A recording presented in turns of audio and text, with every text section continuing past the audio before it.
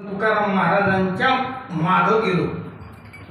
मागं गेलो म्हणजे त्यांच्या वचनाच्या अर्थावर जर आपली बुद्धी लावली, खरोखर आपल्याला सुद्धा भय दुःख मानायचं काम नाही. येण्याची पंथे चालू जातात न पडे म्हणतात, मार्ग धावून गेली आधी दयाने भी संत ते. म्हणून संतांच्या मार्गावर गेलो पाहिजे आपण.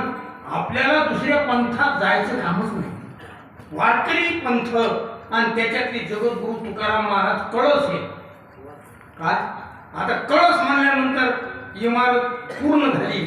आता दुसऱ्या वाट्यावर बसायचं काम नाही. आपल्याला उगपण्याच्या नादी लागायचं नाही.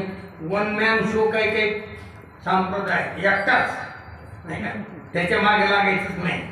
घेऊ नको मी तुझ्या पाठीशी आणि पोटाशी. आपला संप्रदाय तसा नाही. मागे पुढे उभा राही सांभाळीत आलिया असा साधना आणि साध्यात परिपूर्ण असलेला वारकरी संप्रदाय, ज्यांनी आपल्या जीवनाचं योगदान त्याच्यात समर्पित केलं. म्हणून माय बापा हो, एकच विनंती आहे. पावणे 400 वर्ष झाले तुकाराम महाराज.